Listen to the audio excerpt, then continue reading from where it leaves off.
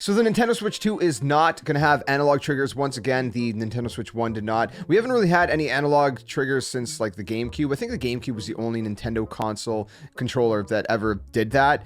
Correct me if I'm wrong. I could be wrong, but I'm pretty sure that's the only controller that ever had analog triggers. And I'll explain what all that means in a second here. But listen, if you guys do enjoy this kind of content, be sure to leave a like, subscribe for more. We've been doing a lot of Nintendo Switch 2 content. Just released a massive Mario Kart World video. If you missed that, definitely go check it out. I think there's way more to this game than people realize, even before seeing the Mario Kart World Nintendo Direct. There's a lot. I mean, I name 50 characters in that video, just to give you one example. Talked about all the modes, all the items, all the gameplay changes that we know of so far. It's a lot, and there's timestamps in the video to help you guys out. So anyways, check that out if you missed it. Everything else Nintendo Switch 2 we've been doing, it's been a lot of fun. So what are we talking about? Let's go over to there's a lot of people reporting on this, but let's go to Nintendo Life, because I just want to have pulled up.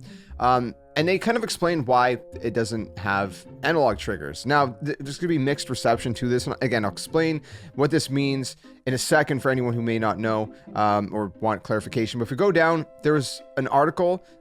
There's a recent chat with VentureBeat and Nintendo's hardware leads. I don't know how to pronounce these names. I'll pronounce their last names at least. Kawamoto and Sasaki. Again, my Japanese is not good. I'm still trying to learn. Admitted that they dealt with some very fussy developers. And so the team itself also felt instant input was a better option. So here's what they said. Why did you decide against analog shoulder buttons on the Joy-Cons and Pro Controller?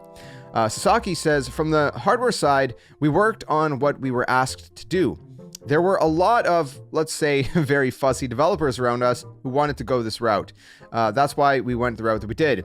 Kawamoto says, in terms of analog buttons on the shoulders, there are positives, but also negatives. You lose a little bit of instancy when they're analog. We considered it and decided that instant input would be the better option. That's why we decided to move forward with this decision, end quote. So what does this mean? Let me explain this in as best as I can. GameCube, if you've ever played that, has analog triggers. What does that mean? Well, Super Mario Sunshine is a great example, right? If you've ever played that game, and if you've ever tried to play it then on the Nintendo Switch with like a Pro Controller or Joy-Cons, you could probably understand what the difference is. But if you don't understand, let me further explain. The PS5 DualSense controller is essentially analog. They call them adaptive triggers, but they're essentially analog triggers. The Xbox controllers that we've been getting, they're analog triggers as well. And the best example that I can kind of give you for this, and it's kind of the only genre that I feel like kind of really matters the most. If there's other genres besides this, let me know in the comments section below, but racing games. Probably not as much as like Mario Kart. I don't think it really matters as much there, although it would be a cool feature. But let me give an example for a game like, let's say Forza, right? Forza Horizon or Motorsport or whatever on the Xbox. With the analog controllers, what that means is that it's kind of pressure sensitive. So it's kind of like pushing a gas pedal, right? If you don't just push the gas pedal all the way down, right? You can kind of push a gas pedal on a car a little bit at a time, incrementally, right? So you can kind of push it a little bit, and it's going to give the car a little bit of gas, right? And that's basically how it works in these racing games with analog triggers, is that you can push it a little bit and there's a little bit of, push, a little bit of gas. If you push it all the way down, you're giving it full gas. So it's nice because it means you can take, in racing games, you can kind of like take corners and stuff, or like parts where you need to go slower without fully kind of letting go of the gas. And you can kind of just let go a little bit of the gas, but you're still pushing it, so it's still, does that make sense? Hopefully that makes sense. And again, the only genre that I can think of at the top of my head right now that analog triggers would really matter for is racing games. And if there's any more you guys think of, let me know in the comments. But let me throw it on the flip side. Well, what are digital triggers? So digital triggers is basically what the Switch 2 are going to be using. It's basically instantaneous button presses, right? It's a button that pushes automatically. So it's like it's either 0 or it's 100. There's not really an in between like analog triggers.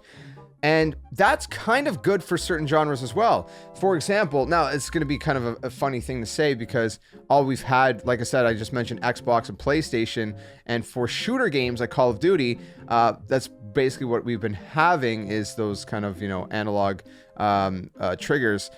Now, a digital trigger is more instant, right? That's what the developer said in this interview. They're more instant. So in a sense, it's quicker to shoot someone, right? Maybe you're playing Splatoon or something. It's quicker to shoot with a digital trigger, in theory anyways. That's the idea. Fighting games is another thing that could be good. You know, they're showing off Street Fighter 6 coming to the Nintendo Switch 2.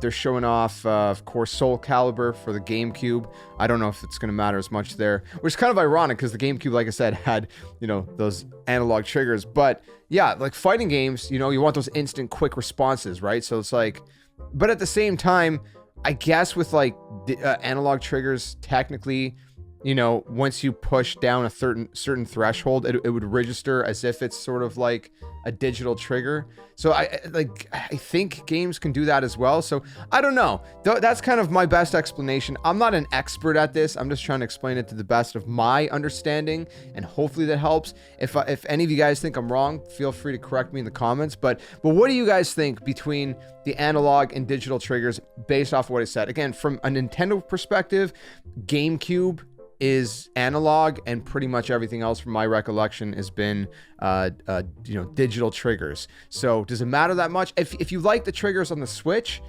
then there's no difference, there's no change to the triggers basically. So there you have it. Let me know your thoughts. That's kind of a stretched out long explanation, way longer than it probably should have been, but I want to explain it for anyone who maybe didn't understand what that meant. If you enjoyed this kind of content, leave a like, subscribe for more, and I hope to see you guys soon another one. Again, Mario Kart World, that video, I'll link it down in the description below if you missed it, because it's a big video. It took me like a whole day to make, so I hope you guys enjoy that one as well. Let me know if you do. Till the next one, game on. Catch you guys later.